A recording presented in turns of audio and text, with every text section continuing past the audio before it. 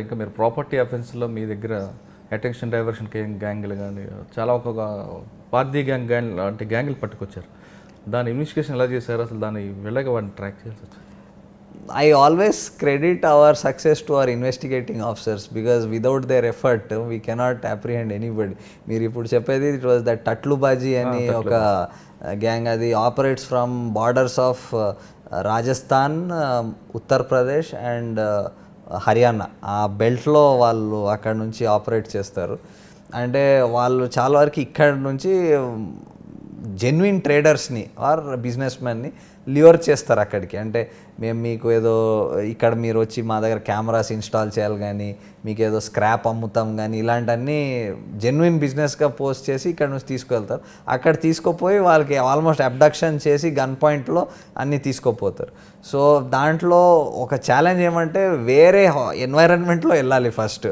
అక్కడ ఉన్న local intelligence gather చేసుకోవాలి, లోకల్ పోలీస్ సపోర్ట్ తీసుకోవాలి, మూవ్ అవ్వాలి. వాళ్ళకి అక్కడ అంటే లా అండ్ ఆర్డర్ పరిస్థితి కూడా కొన్ని ఏరియాస్లో చాలా బాగుండవు, చాలా రిస్క్ కూడా ఉంటుంది.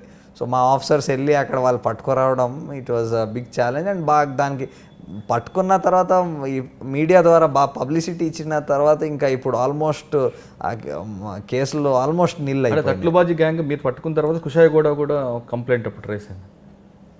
అప్పుడు మేము ఆ గ్యాంగ్ పట్టుకున్న ఎక్కడెక్కడ కంప్లైంట్స్ ఉన్నాయి అన్నీ వచ్చినాయి. సో మేము కేసులు రిజిస్టర్ వాళ్ళకి చెప్పేసి, వాళ్ళు కూడా ఐడియా ఉండదు ఎక్కడ కేసు రిజిస్టర్ చేయాలి, ఎందుకంటే జరిగిన ఇన్సిడెంట్ అక్కడ వాళ్ళు పిలుస్తారు ఇక్కడ, బట్ ఇక్కడ నుంచి స్టార్ట్ అయింది కాబట్టి ఇక్కడ కూడా రిజిస్టర్ చేయవచ్చు అని వాళ్ళు చెప్పి ఇక్కడ రిజిస్టర్ చేయించాము చాలా కేసులు. ఇంకొక 100 కేజీల గ్యాంగ్ బంగారం గ్యాంగ్ కూడా పట్టుకున్నారు మీరు.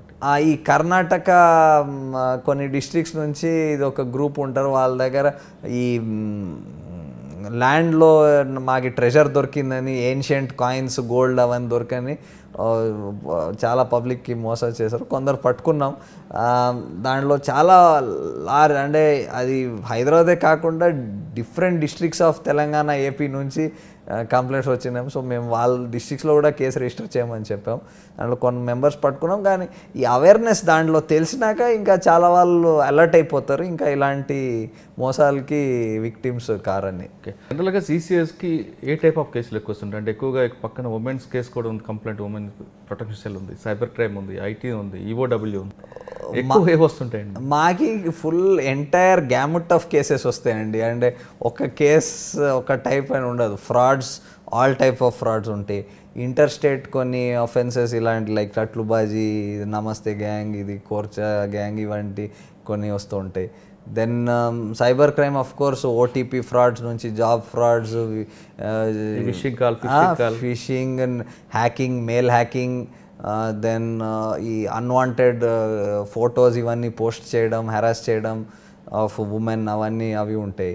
Then women PS of course 498A and dowry prohibition act related complaints వస్తూ ఉంటాయి. సో మాకున్న సిట్లో మా దగ్గర కమ్యూనల్ అఫెన్సెస్ అలాంటివి కూడా కేసెస్ ఉంటాయి. సో మా ఉన్న రేంజ్ ఆఫ్ అఫెన్స్ చాలా వైడ్. సో మా investigating officers capacity and capability is also very wide because they have to investigate so many type of things.